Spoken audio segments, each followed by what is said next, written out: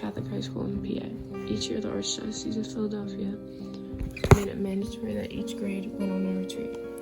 Freshman, sophomore, and junior year were boring one-day retreats. However, senior year, the last year, was big.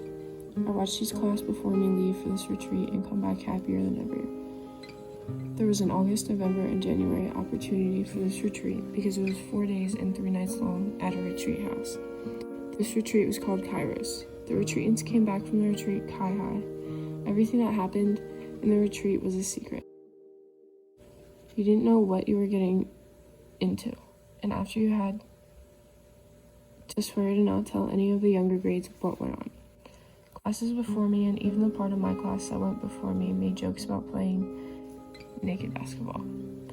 This made the retreat an even bigger deal. Going into the retreat, I had no clue what was happening, and neither did the other retreatants.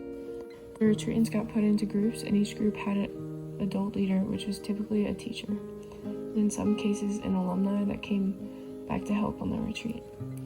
Each group also had a student leader, which made somebody in your grade who went on the previous retreat. I arrived at the retreat with many of my friends, all of us nervous and also hopeful for what was yet to come. The first night we arrived was boring and full of presentations. The second day was the same.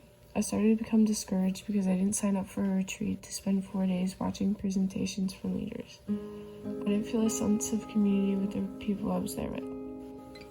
Yes, the nights were fun. We stayed up in each other's rooms, sneaking around after curfew, and trying not to wake up our priest, who would have been very mad if he caught us.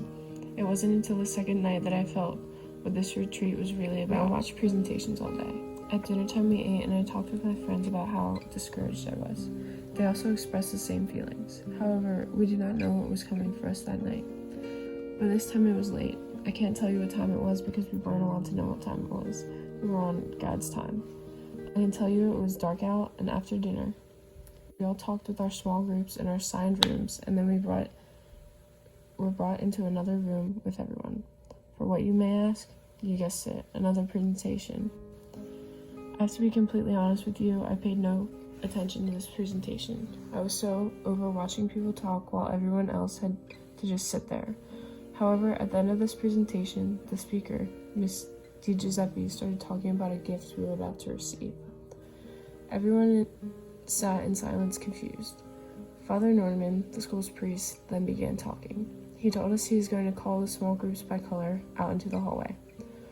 All the retreatants sat confused. White group, go meet Gina in the hallway, Father said. I was in the white group. Gina was my student leader. I made it out in the hallway first. Confused, I saw Gina, tears in her eyes, holding a stack of manila folders. She pulled one from the pile with my name on it and hugged me and said, go find somewhere quiet away from everyone else and open this. I was even more confused now, but I did as long as I was told and walked up to my room. I shared this room with my friend Mia. I sat on the bed hoping Mia wouldn't come through the door. I opened the envelope and saw a stack of letters from friends, family, and alumni. I broke down in tears almost immediately when I saw this.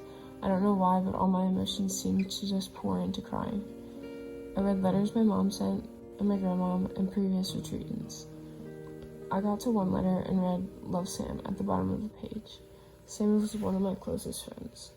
We would go on Dunkin' dates after school together and sit in the parking lot talking for around an hour each day. Throughout the letter, Sam wrote about these Dunkin' dates and how much she looked forward to them.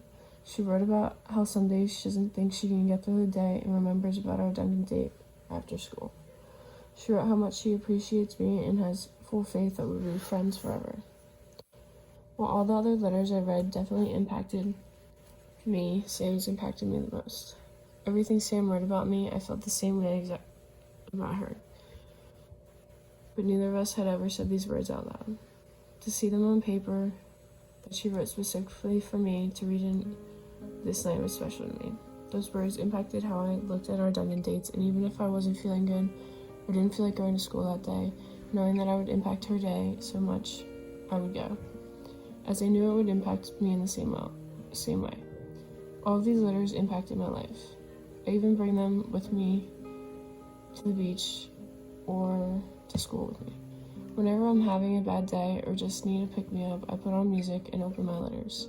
To this day, Sam's letters still makes me feel the same way it did when I read it the first time.